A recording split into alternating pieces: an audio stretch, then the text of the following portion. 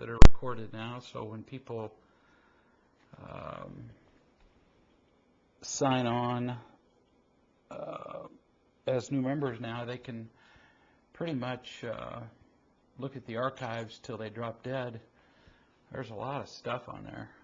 This weekend's, somebody was asking about this weekend's business coach training.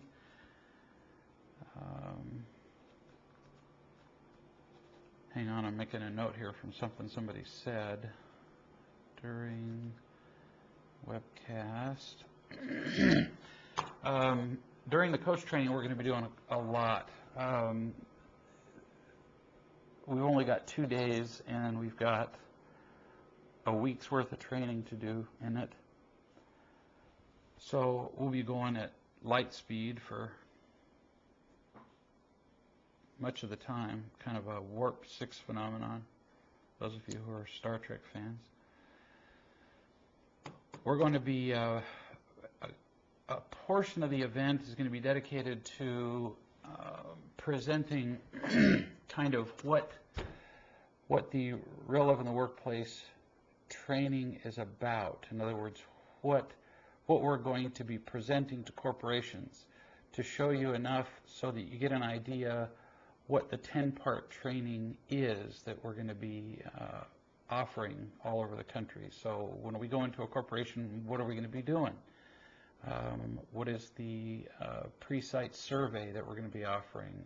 What kind of assessments we're going to be doing? What kind of online work is going to be offered? What is the Real Love in the Workplace website going to be like? What are the online classes? It's going to take a while just to show you what we're developing. Then we're going to show you what the 10 different, I think we're up to 10, maybe 11 now, 10 different roles of Real Love business coaches are. There's 10 different ways you can be a Real Love business coach. There's not just one way. So you can function at 10 different levels. You can do everything from sit at home in your pajamas and essentially evaluate online courses to be a presenter in live seminars in Fortune 500 companies. So you can do a wide variety of stuff as a coach. So we're gonna kind of show you what we're planning, what we're developing. Then the rest of the course will be, or the rest of the conference is going to be devoted to actually training coaches to fill their roles in those 10 different levels of roles. So there's no way we're going to get all that done. And I know that. And so we're also going to then introduce you to the ongoing education that's going to be available to you for the rest of your life. So it's a lot. And that just gives you a brief, barely hint of what we're going to be doing. It's a lot of stuff. Which, of course, just has made me insane writing it all. Well, more insane.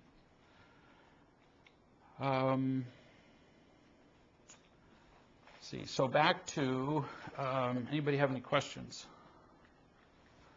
And if you don't, I'm going to start off with, surprise, some excellent questions of John's. And I finally learned to quit leaving. Somebody said, why the shift in focus from personal seminars to corporate business coaching? It's not a shift. It's an expansion. So we're still doing all the personal work. It's just that I can't be in a million places. And so this is just simply a development laterally of another thing. I mean, you've been noticing, surely, over the years that we went from just the Real Love book to Real Love in, what was next? Marriage, and then dating and parenting, and then now business, or then Wise Man, and then business. And so this is just business. It's just a lateral move. It's each time we've done, for example, when we did Real Love in Marriage, I didn't quit doing Real Love. When we did Real Love in Parenting. I didn't quit doing Real Love in Marriage or Basic Real Love. When we're doing Real Love in the workplace, I'm not going to quit doing everything else. So it's not a shift. It's just an expansion. And so we're going to continue to do everything else. If there's been a shift, and there has been, it's been from me doing individual seminars out there on my own to my attempting to do more training of people to go out there and do seminars, so that two things: training people to go out there and do what I was doing, because I can't be everywhere, and attempting to make more and more of what I do available on the internet, which is what we're doing, so that we have the daily video coaching, so that we have all the stuff that we have available on DVDs, CDs, books, and so on, so that we have, for example, in the Real Love in the Workplace, we're going to have 90, roughly 90, we haven't got the number exactly yet, but I've already written 12 of them, so we're getting closer and closer an idea. 90 online business classes with professional actors, with professional editing. I mean, real classes that you attend on the internet that will teach the principles of Real Love in the Workplace. So the only real shift that's happened, and it happened on a given day. There was a day I woke up and said, I'm not traveling all around the country and doing individual seminars anymore. And what we're going to do instead is train other people to do seminars. And I'm still, just dying to train people to do their own presentations. And there are some people who are starting to do their own presentations. Daphne and Alan Ferguson have done their own presentations. Cheryl has done her own presentations. Andy and Lori have done their own presentations. So this isn't some goof-headed dream. There are people out there who are doing their own presentations instead of me, because Real Love isn't about me. And the whole idea is getting out there and, so A, having other people do the presentations live instead of me doing them. I can't be out there running presentations all over the country. Take a look at the map. It's a big place. It'd be nuts for me to do it. And then second, for me to do it much more in the media, which is why we're filming the PBS pilot, starting to film it October, I may miss it by a day, 5th, but we've already got that scheduled. We're filming it in October. We're going to be uploading it to the PBS satellite uplinks in November. I mean, this is all scheduled, done, we're moving. We're having the first Rome Business Conference, September 1 and 2, again, so that we can start distributing all this stuff nationally. So the focus is to have other people be seminar leaders, other people be coaches, to have this stuff being done by multimedia. The idea is to make this stuff spread. So it's very cool, the direction that it's going. So we want presenters all over the place, and the more interest that people show, the more time I'm willing to spend with you.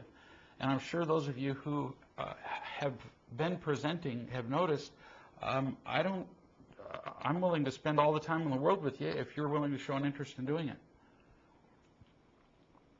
Those of you who are coming to the Real Love in the Workplace conference, for example, I'm sure none of you have received a bill for that. You're all coming for nothing. I want this to spread and to grow.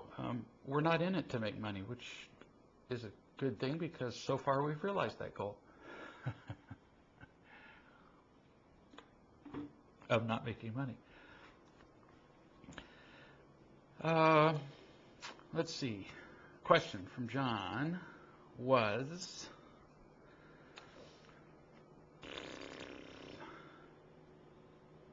here we are. John says, I was playing solitaire on the computer yesterday. This was hysterical. While the scales in the lab were being calibrated. Sure, yeah. Like he doesn't sit and play solitaire all the time. As I was playing, a friend came over and stood behind me. I mean, I didn't even need to read any further. I knew what was going to happen after this. There's a rule in our house, by the way. Periodically, when I need to take a break, I will sit around, sit and I'll play online. I'll play Hearts. It's a game I've played since I was a kid. It is absolutely forbidden, if I'm playing Hearts, for anybody to stand behind an imaginary plane that starts like this at my computer and goes behind me, because I'm completely uninterested in your opinion about what is about to be played next. As I was playing, a friend came over and stood behind me. You're a very kind man.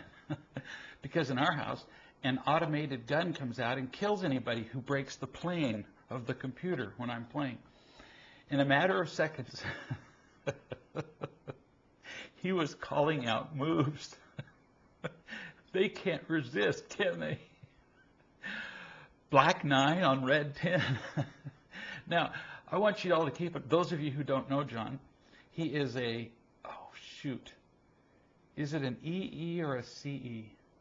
John will tell me here in a second whether it's an electrical engineer or chemical engineer. John's going to pipe in here tell me here in a second. But these are the two smartest kinds of engineers there are on the planet. These are not dumb people. You know, like when, you know, people joke and they say, well, it's not like you have to be, you know, a rocket scientist. Well, he is. And here is somebody standing behind this, you know, electrical or chemical engineer. You know, this guy is a brilliant man, and telling him how to play solitaire. So he says, if people do not ask for input, why can't we just keep our mouths shut? While some people may think solitaire input is trivial, for me, it's an indicator of how much I still have to learn when it comes to giving input or helping when nobody is asking. John says he's a chemical engineer, which, by the way, I wasn't going to speak until he said anything. Because, see, I've known engineers all of my life. And engineers have a very clear hierarchy of who the smartest engineers are. You ask them, they'll tell you right off. They rank them just like you would rank general, colonel, you know, who's higher. And the smartest of the engineers are the chemical engineers. I joke you not. They all know. Just like as in medicine, for example. You know, who are the smartest guys? The neurosurgeons, the brain surgeons. They really are. So anyway, here's John, the smartest of all the engineers, and there's this guy behind him telling him how to play solitaire, of all things. So why do people do that? Because we have this absolutely freaking overwhelming need to be seen, to be important, to be praised, to be needed, to be wanted, to make a contribution, to be powerful, to be right. We just can't shut up. I mean, if you're in a conversation, for example, and you say something like, you know, there are 3 cities in the state of Nebraska with a population over 500,000, and there's this guy in the room who knows there are 4. His head will explode, and all of his joints will come apart before he could stop himself from sharing that little piece of information with you. We just can't help ourselves. And I understand that because I used to be one of them. I just had to tell you what I knew because it made me more worthwhile. It did. And now I just don't care. I can sit in a room and not share with you what I know forever. I've sat in group meetings the entire group meeting long and listened to people misquote real love, and I don't care unless somebody asks me. I don't care. I was an eye surgeon for 20 years, and I'll sit in a room and listen to people tell me how the eye works or tell me about eye surgery, and I'm going, they're completely wrong. I don't care. It doesn't matter. People need to be loved more than they need to hear your brilliant little pieces of information. Really, that's what they need. And when we can remember that, it gets real easy to shut up. It really does. But that's why people give you input about how to play solitaire. It's like insane that they have to speak, but that's the reason.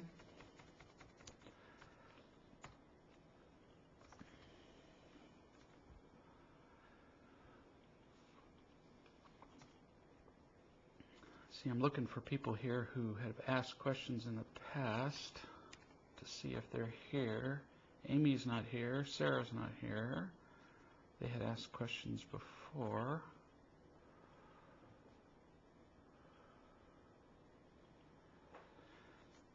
Okay, here's another one. I'm having a difficult time with understanding why people use the words, well, you two are just not compatible. I see this statement as cover for an excuse to run from a relationship where one party is no longer getting what they want, or what they want or think they need from the other person. I also see this statement used by people around a person that is complaining about their partner. The person complaining is seen as a victim, and the other people surrounding him or her uses the not compatible statement to help that person justify leaving the other partner who is obviously flawed.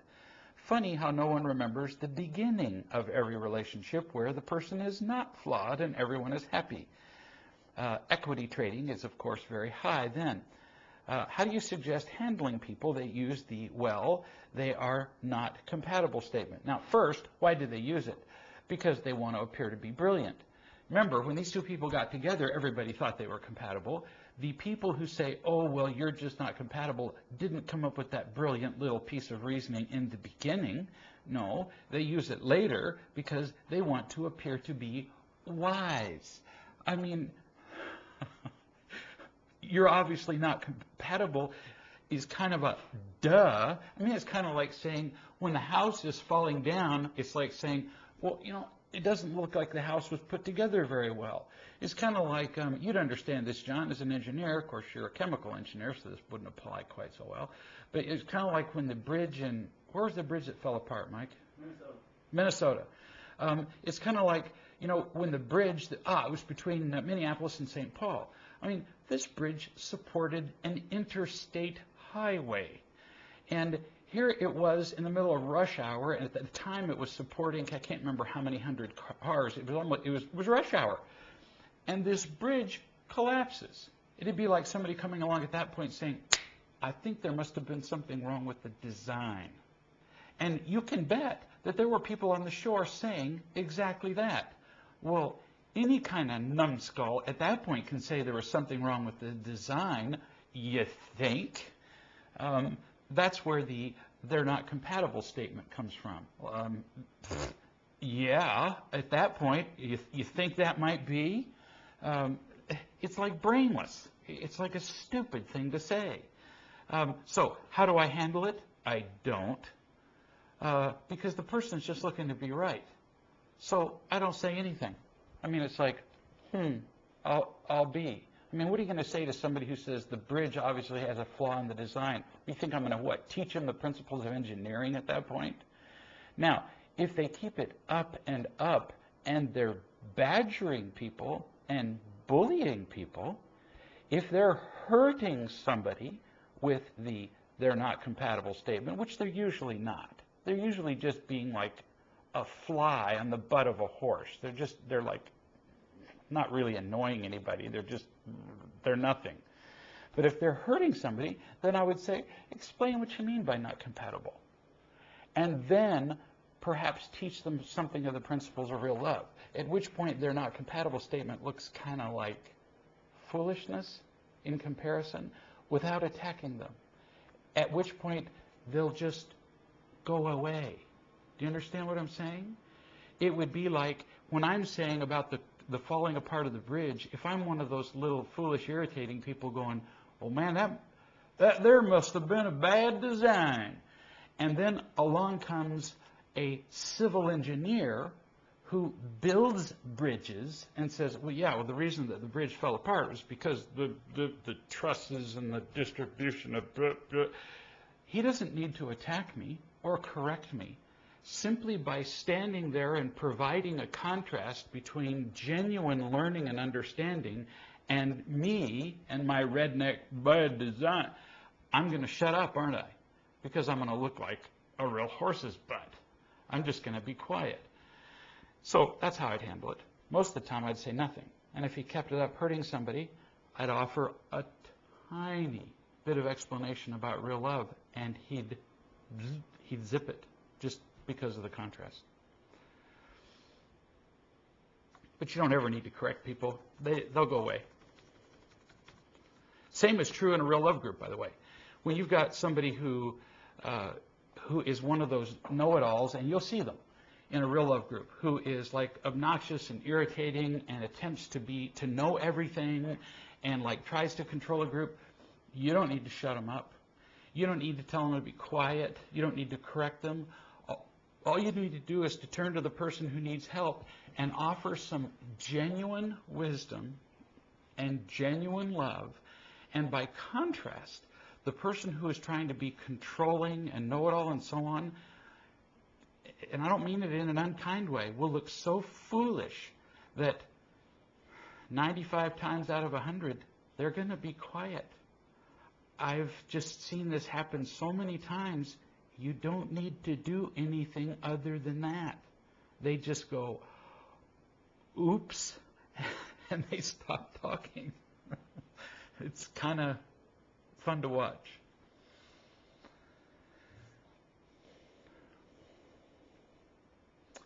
Here's somebody who says, and the reason I say somebody is because it says Martha and Catherine, so I don't know which one it was. I grew up around strife. Everything was an issue. Little was big and big was bigger. I was so used to it that if it wasn't present, then something must be wrong. I find that I'm less and less angry, but working through the strife in my head and body, especially when I don't have control, is something that I'd like you to address. Well, yeah, duh. I mean, all your life you've seen things responded to. Now, you're going to have to help me here by typing in the box if you need to give me more information. By the way, somebody suggested, and Mike, you're going to have to help me with this afterward, that one thing that could possibly be done is doing a simultaneous, one of those phone calls where everybody can join in the call, or we can do immediate feedback. And still... 10-second delay. Oh, is there? On the video. We'll talk about it later. Technical thing. Somebody was talking about doing a phone. There's always a problem with whatever technical thing you choose. Anyway. But when you've grown up around everything being a big issue, everybody being attacked, everybody being a victim, then you're trained to respond to everything that way. So that, for example, if you make a mistake and I respond to you in a loving way, in a calm way, most of the time you're going to take it as a criticism. You're not used to seeing life this way. I've had many people say to me, it took me 3 times, 4 times, 6 times, 10 times, and I'm quoting them. They've said to me, it's taken me many times of interacting with you, referring to me, before I understood that you weren't attacking me when you were describing my behavior.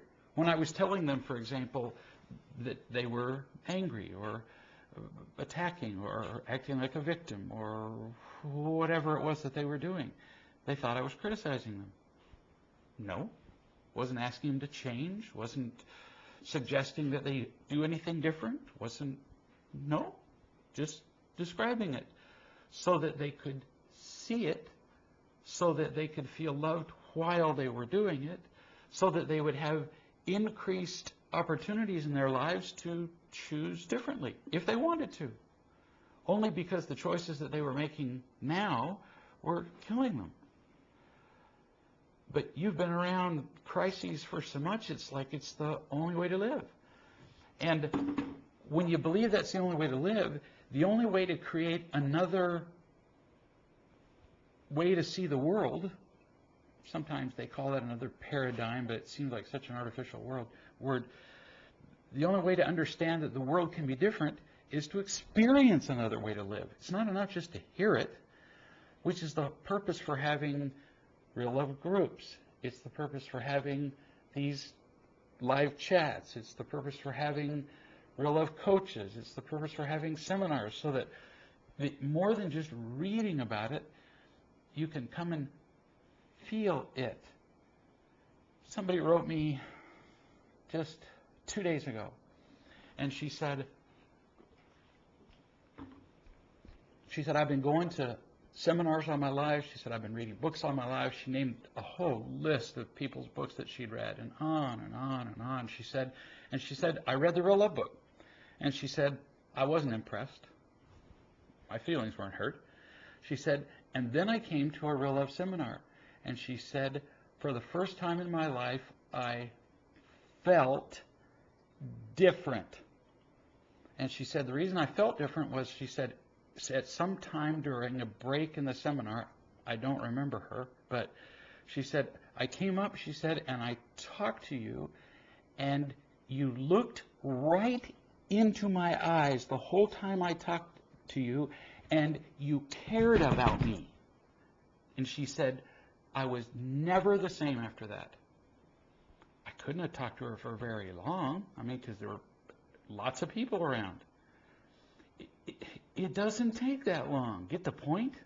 It doesn't take that long to feel unconditionally cared for before you realize, whoa, there's this thing that's new, that exists, that's different.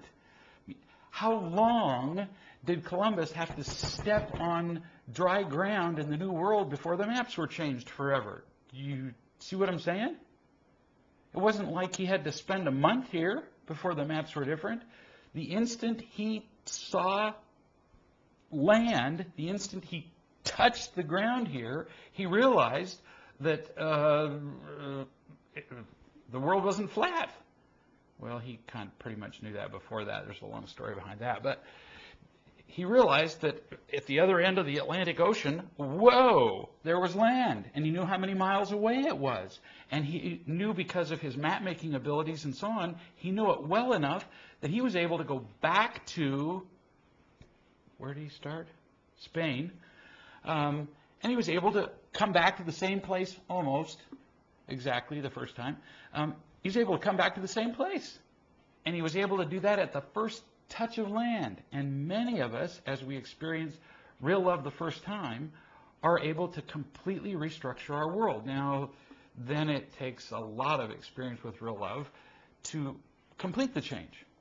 But we're at least able to begin the change by touching real love the first time. So I get what you're talking about.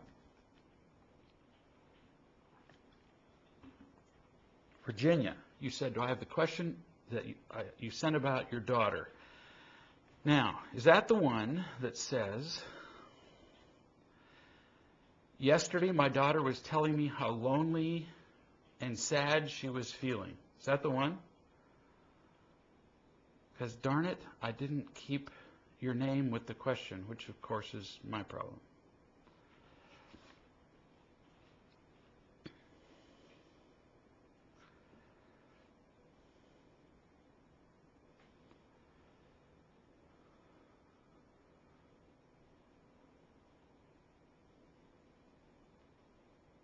We're waiting for Virginia to say yes. Yes, that is the one.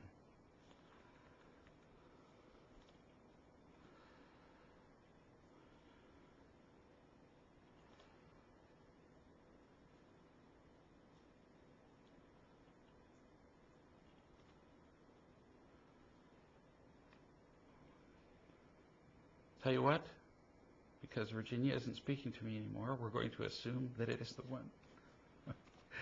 Yesterday, it says, my daughter was telling me how lonely and sad she was feeling because no one wanted to be her friend at the summer camp she's in. Oh, gee. Is there anybody here who isn't affected by those words?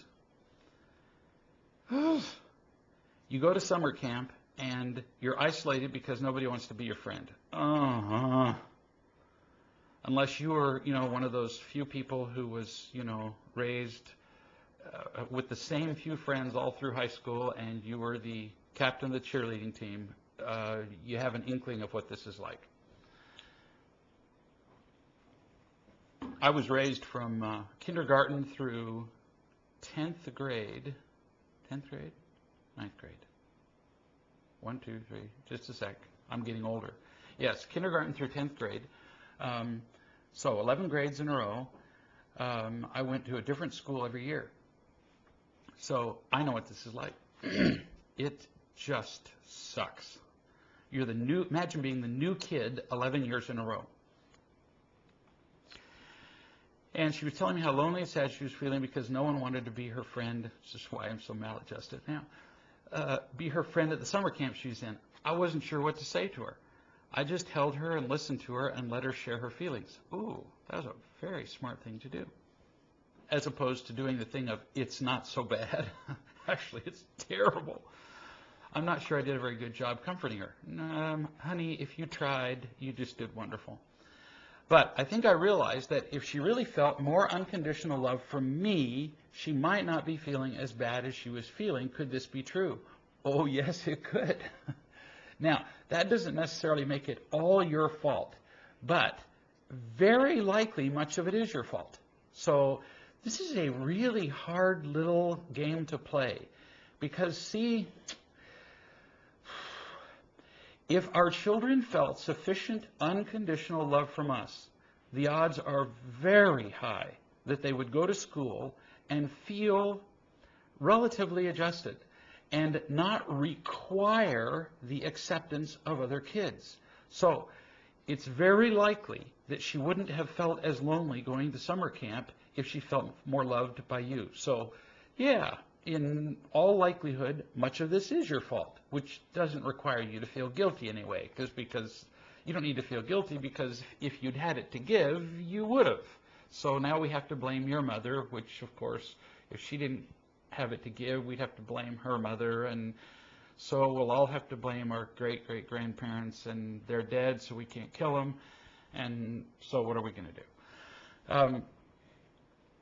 But you also then have to throw in that there are that every kid is born also with their own different neurochemical makeup, and some kids have inborn insecurities that we didn't have anything to do with.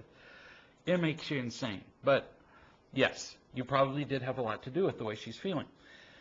I was thinking about all the times that I kept yelling at her this week for not doing what I wanted her to do, which of course absolutely proves what we just said, which is that she doesn't have enough real love in her life and would go to camp feeling empty and afraid. And in that condition, there isn't a chance in hell that this kid is going to go to camp feeling loved enough that she wouldn't be just needing the friendship of everybody there and come across as empty and afraid. And who wants to make friends with a kid who comes across as empty and afraid? Do you follow? Remember, if you use any getting and protecting behaviors, you come across as saying, I don't love you. So if we've got a kid who's angry, they come across as I don't love you. If we've got a kid who comes across as victim-y or as running or as anything, they come across as unloving and unlovable. So if your child doesn't feel loved by you, they're not going to come across as friendly and lovable, and kids aren't going to want to be with them. So of course you're going to be part of the problem. But so what? Now it's a matter of what do we do next? So you were thinking about all the times that you yelled at her this week for not doing what I wanted her to do, and how I usually, I was going to say sometimes, but it's more often than not, ooh, bless your heart. See, this is an example of telling the truth. Almost all parents minimize how often they don't love their children. And I mean, like, this is just a parental disease. If I picked 10 parents up off the street without having read Real Love, do you love your children? 10 out of 10. Oh, yeah. Oh, yes. Do you love your children a lot? Oh, yes. No, you don't. I'd have a fight on my hands. 9.5 out of 10 times. Because in our culture, you're supposed to love your children, and so, of course, the answer has to be, yes, of course I love my children. Oh, grief. Then after people learn about real love, well, there's a possibility that on some rare occasions I'm not as loving. Maybe I'm not perfectly loving. It's hysterical. Here's a mother saying that she was going to say, well, that maybe sometimes I yell at her, or that I end up not paying attention to her. And she goes, nope, I'm not going to sugarcoat it. I usually end up working more than paying attention to her, so that she feels like work is more important to me than her. This is wonderful, because if you can tell the truth and say, I usually put my work ahead of my daughter, and I yell at her so that my daughter has, daily confirmation that I don't care about her. Well, once you've told the truth about that, shoot, you can start to do something about it, can't you? As opposed to the mothers who go, no, I love my daughter. Well, see now, if you say, I love my daughter, and loving my daughter is yelling at her and not spending time with her, what are the odds you're ever going to change that behavior? 0. Impossible. It will never happen. Whereas you are telling the truth about it, you're going to begin to do something about it. This is great. It doesn't look pretty, you think, but actually this is very encouraging. And so now the next trick is to tell your daughter this. So you've told me, and now maybe we didn't give everybody your, name, address, and telephone number, but we just told everybody here. And since this is going to be archived and going to be read or eventually seen by hundreds of thousands of people, you've told half the world, you just as well tell your daughter since you've been outed. So now you tell your daughter. You say, I used to think I was a much more loving mother than I am, and dang it, it turns out I'm not doing nearly as good a job as I thought. Then she continues. And Virginia says, this was sure an eye-opener, but I'm not sure I can resolve it very quickly. Oh, more honesty. Of course you can't resolve it quickly. There is no way we can suddenly change who we are. You can't go from selfish and unloving and then go, oh, I've been selfish and unloving. What I should be is selfless and loving. I'll start that today. Anybody who does that is insane, because it's not going to happen. And if you claim you're going to do that, all you're doing is setting yourself up for guaranteed disappointment, because you will fail. You will fail, not you might fail. And then when you fail, you'll feel worse about yourself, and you'll be less likely to try the next time. So it's way better to just say, this is going to take me a while because I'm going to screw up. Good for you. At least I know that I need to continue my calls and my being truthful about myself so I can feel loved enough to love her. You ought to write a book. That's what the book's. This is great. I just hope she survives this ordeal at her camp. At least it's just one more day. And see, this is really important what you're saying here. I hope she survives this ordeal at her camp, because in the short term, Mama, you can't save her. It's like I often say to parents, they say, well, I haven't been very loving. You're right. So you're going to have to learn to get more love in your own life. And then they say, this terrible moment of realization occurs to them, wait a minute. In the short term, what am I going to do for my kids? And I say to the parents, nothing, your kids are screwed. And they think that I'm being flippant. I'm not. In the short term, you can't help them. I mean, you just don't have the love to give them. But you can begin to help them. You can at least be honest and say, that was really unloving. What I just did with you right then, stupid, unloving. They will love it. They'll just love it. You can, as a family, for example, sit down and read the Real Love and Parenting book together. You know why they're going to love it?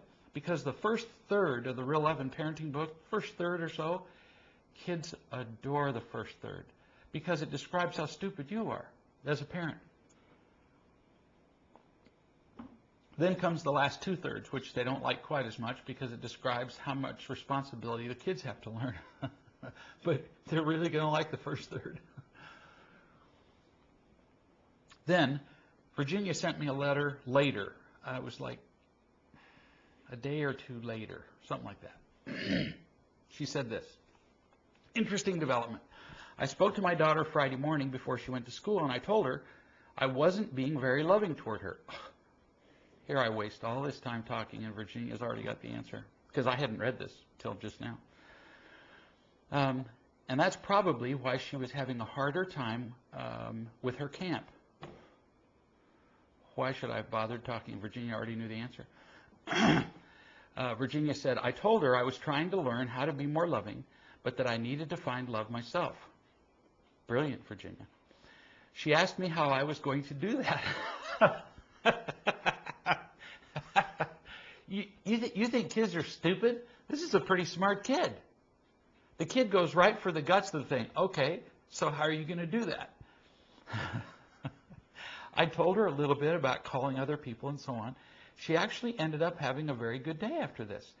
You see, most parents are terrified to tell their kids that they've been stupid and made mistakes because they're afraid their kids are going to, like, somehow, I don't know, pound on them, make them feel guilty, whatever. Kids almost never do that. They are dying for their parents to learn to be better parents. That's what this kid's doing. I actually spent time with her in the morning without yelling at her and without working. I even spent a few minutes with her after I picked her up from school without immediately going back to work. Cool. There's a cool thing, by the way, about telling your kids what you're going to do differently, because after you've shared with them what you're going to do, you're kind of more committed now, aren't you? Because you shared with them the plan. It's not a secret anymore. I set a deadline on when I would stop working, and I told her about it, and I actually followed it. The more people you tell about your little plan, the more likely you are to follow it. We had a very enjoyable dinner together, and she went to bed without any fussing. You want to guess why a child would go to bed without fussing? Because the child feels more loved. This is no great secret. I am constantly amazed at how looking at things from a different perspective, not just at what is happening to me, works so much better. Gosh sakes, that's a cool story. Now, notice how long it took for that change to take place for Virginia's child. Immediately. Real love really works that quickly. It's very cool.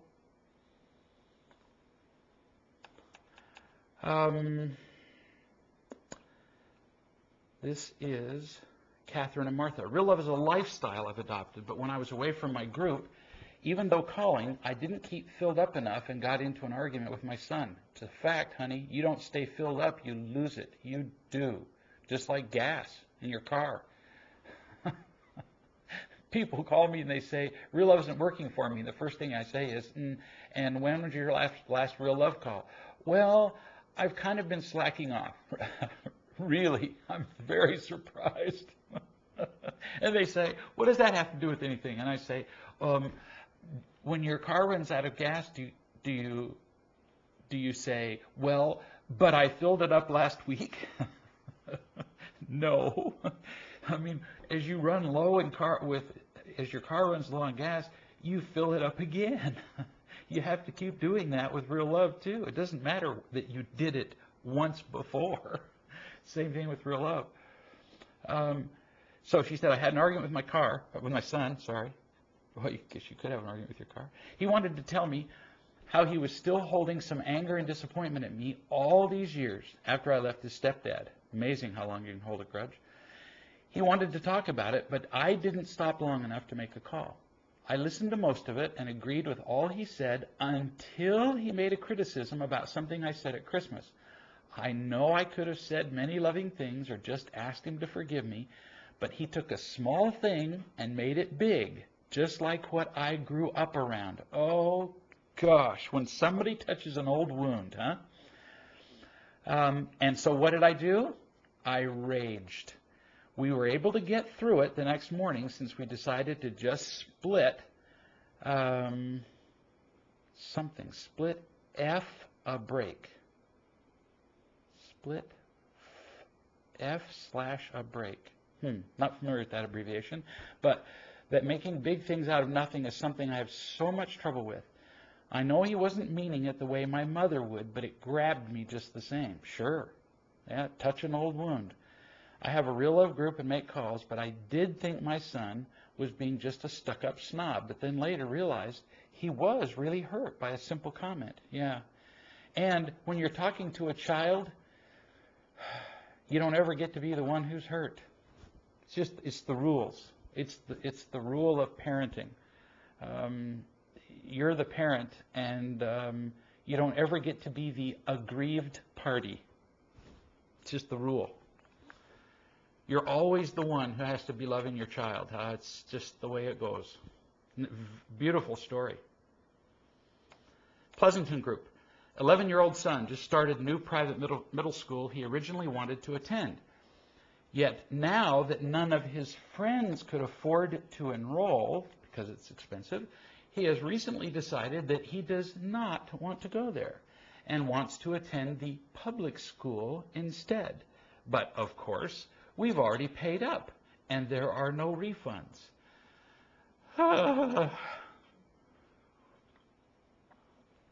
I believe that as soon as he makes friends, he'll be fine. Yet, I'm wondering if you have any suggestions for me to help him feel loved during this difficult transition process. Wow. I've already decided to not ask him about school and to let go of my attachment to him liking the school. We're all still grieving the loss of his former school, which he has loved for the past 8 years. Oh, boy, that's tough. Thanks for any suggestions you have. If he just started the school, and if you all agreed to do the thing, then, it's kind of like agreeing to go to the U.S. Naval Academy. You don't just agree to go and quit. It's like agreeing that you're going to go to a desert island for 4 months and then the ship sails. You don't get to go and then go, I want the ship to come back. It's kind of like saying you're going to get on a flight, Delta flight 1011, and then when you're in the middle of the flight saying, I think I'll go on the train.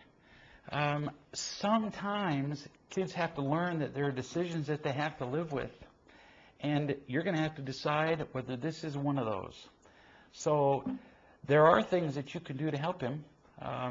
Obviously, when he comes home from school, you can facilitate him spending time with those friends that he's now had to be separated from, because surely those friends are around. I mean, I'm assuming they're geographically accessible.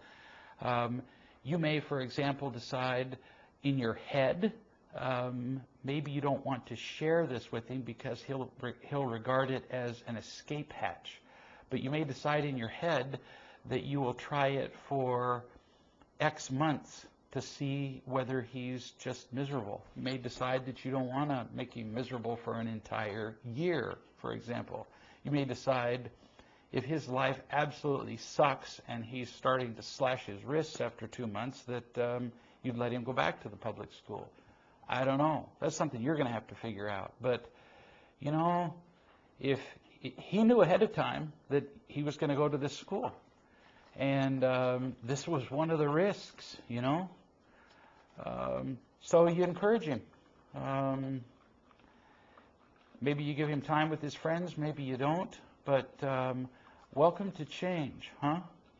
Like I was telling you, I went to a new school every year from kindergarten to 10th grade, and I realized that I turned out very badly, but that's probably not a great example. But you learn from change, and sometimes it's that very change that makes you tougher. It's that very thing that makes you grow up. So you're not killing him, and yeah, maybe it would have been funner for him to be around his friends, but life isn't all about fun, is it?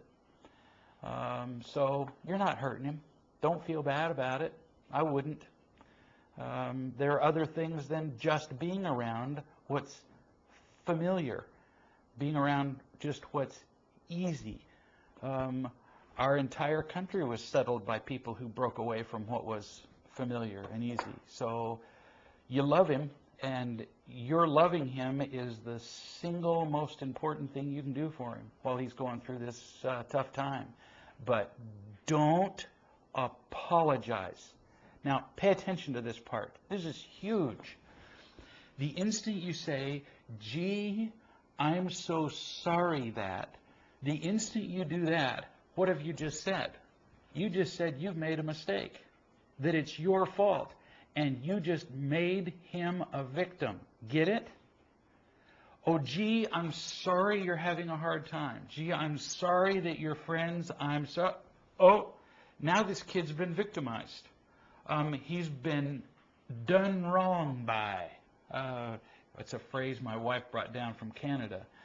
Been done wrong by. And no, he hasn't been. He agreed to go to this school, and he's gone there, and now it's turned out that his friends didn't go as he's planned. Well, I'll be darned. That hardly equivalent to the sinking of the Titanic, is it?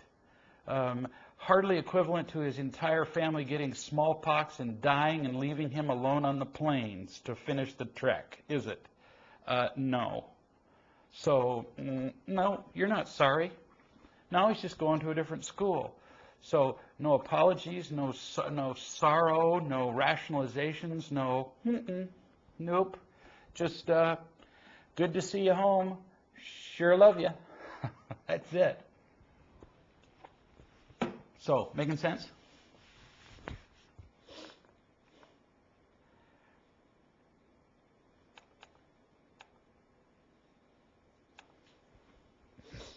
But I wouldn't make the time for being willing to let him change schools if he's miserable. I wouldn't make it short, like a month. I'd make it plenty long. I'd really give him a long period of time to adjust before you give him a back door. Otherwise, what he's going to learn is, if things get hard in my life, my parents are going to change my circumstances, and my happiness is dependent on the place where I am. Make sense? So, I mentioned that possibility, but that's a dangerous game to play. Because once we learn that where we are determines how happy we are, we're pretty screwed, We can be happy anywhere. People ask me that all the time. So, you live in Georgia. Do you like it there? Yeah? Why wouldn't I? Why wouldn't I like wherever I live?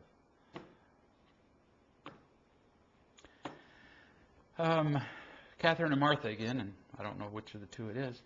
I did email him. Let's see.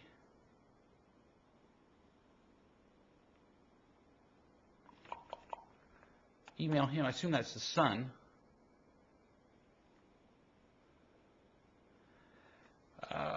I labeled 8 things and agreed I disappointed him. The thing is that he was talking back to me while I was visiting and just plain being a jerk, which is what I told him. Made me feel better, and he agreed that he was being that with me. Now I've pulled back from calling very much and just realized how empty he was, that I was the target for some of his stuff, which is what I was in my household. Oh, we're just talking about that argument with her son again. I stayed away from him most of the visit, which is what I did while growing up. See, sweetie, you just practice loving him better. That particular event that you're talking about, that one's done. Heck with that one. You just say, I blew that one. I'm your mother. I'm the one that should have been more loving with you. You don't talk about his behavior none. Irrelevant to you what he did. You're the mother. You say, I should have been more loving. I'm taking the steps to be more loving, and I'm going to gradually get better at doing this. But that event, over. So you learn from that one, and what you're hoping is to be better at the next one. You're done with that one.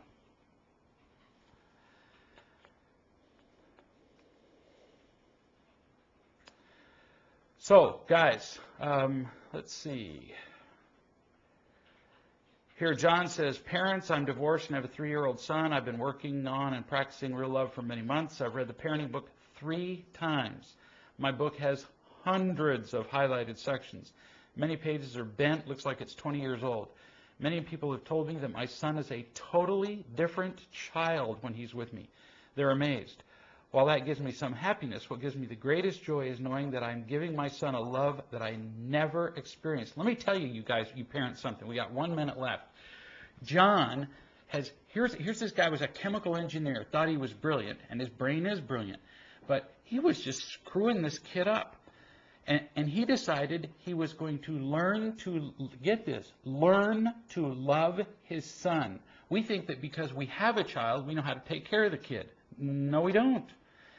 He has learned how to love his son. And I'm telling you, it just touches me tenderly to hear the stories John tells about his son. He's taken this kid and just changed this child's life. He's learned to love him. He's learned to teach him with consequences.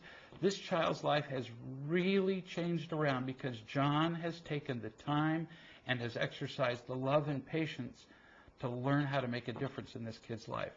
Read the Real Love and Parenting book no matter what age your child is. And it will change not just your child's life, it will change your life as it has John's. So, love you all tons. We'll see you next Tuesday. Send me your questions by email ahead of time. Look forward to seeing you then.